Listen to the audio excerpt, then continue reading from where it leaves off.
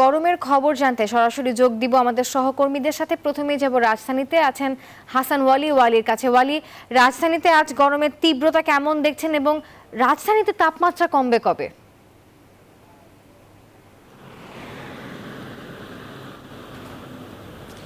নাফিজা, আপনাকে ধন্যবাদ। এই এপ্রিলের শুরু থেকেই কিন্তু আসলে একেবারে প্রতিদিন যে তীব্র তাপদাহ সেটি কিন্তু চলছে।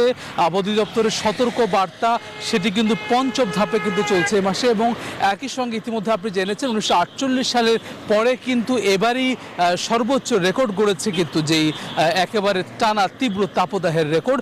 একই সঙ্গে কিন্তু আসলে এই মাসের যে বাকি সময়টুকু রয়েছে সেই সময়টুকু এই যে অতিক্রম, এই যে ধারাবাহিকতা সেটি কিন্তু থাকবে।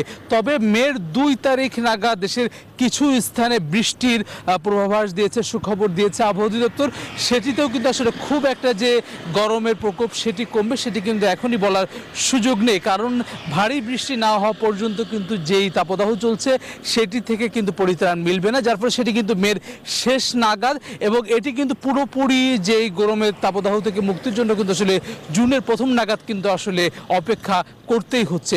এটি কিন্তু আসলে রাজধানী সহ সারা দেশে যে তাপপ্রবাহ চলছে সেটির যে হালনাগাদ তথ্য, সেই তথ্য অনুযায়ী কিন্তু আবহাওয়া অধিদপ্তর কিছুক্ষণ আগে আমাদের সঙ্গে কথা বলে সেটি জানিয়েছেন। তারা কিন্তু বলছেন যে এখন প্রতিদিনকার যে তাপমাত্রা সেটি থেকে কিন্তু অনুভূত যে তাপমাত্রা সেটি বেশি।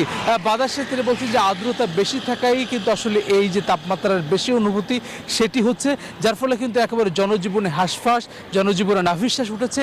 এ কারণেই কিন্তু সেটি বেশি হচ্ছে। সারা দেশে কিন্তু একইভাবে তীব্র তাপদাহ বয়ে যাচ্ছে।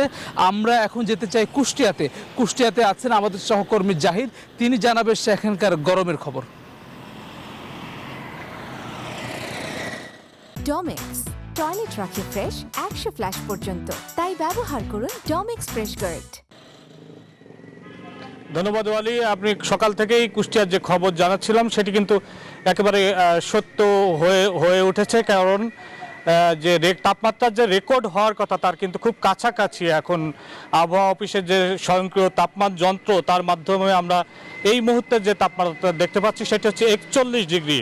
আপনি জানেন যে 2014 সালের কুষ্টিয়ায় কুমারখালীতে যে আবহাওয়া অফিস স্থাপিত হয়েছিল তারপর থেকে এখানে 41.2 ডিগ্রি হচ্ছে সর্বোচ্চ তাপমাত্রা, এবং যেটি কিন্তু এবছরে গত সপ্তাহে দুবার 41.2 ডিগ্রিতে উন্নীত হয়েছে, এবং আজকে এখন পর্যন্ত 41 ডিগ্রি। এবং আবহাওয়া অফিস বলছে যে প্রেডিকশন দিচ্ছে তাতে তারা বলছেন যে এই তাপমাত্রা 42 ডিগ্রিতে পৌঁছে যেতে পারে আজকে 3টা নাগাদ। এবং এর যে প্রভাব সে প্রভাব আপনি দেখছেন যে, এবং মানুষের মুখমণ্ডল কিন্তু রোদে পুড়ে যাচ্ছে। যারা শ্রমিক শ্রেণীর মানুষ তারা কিন্তু গাছের ছায়ায় বসে জিরিয়ে নিচ্ছেন, তারা কিন্তু একটানা কাজ করতে পারছেন না। রিক্সা চালক তারা কিন্তু এসে গাছের ছায়ায় রেস্ট করে আবার তারা কাজে যাচ্ছেন, এবং কৃষিতে কিন্তু মারাত্মক একটি প্রভাব পড়েছে। সেচ দিতে পারছেন না, জমিতে সামান্য যে সেচ দিচ্ছেন সেই সেচ দেওয়ার পরে আবার শুকিয়ে চৌচির হয়ে যাচ্ছে, এবং কৃষির এই যে মারাত্মক যে প্রভাব সেই প্রভাব কিন্তু দীর্ঘমেয়াদী হবে এবং উৎপাদনের নেতিবাচক প্রভাব পড়বে। এই খবর জানিয়ে আমি স্টুডিওতে ফিরে যাচ্ছি নাফিজার কাছে। নাফিজা। ধন্যবাদ সহকর্মী জাহিদুজ্জামান জাহিদ এবং হাসান ওয়ালি।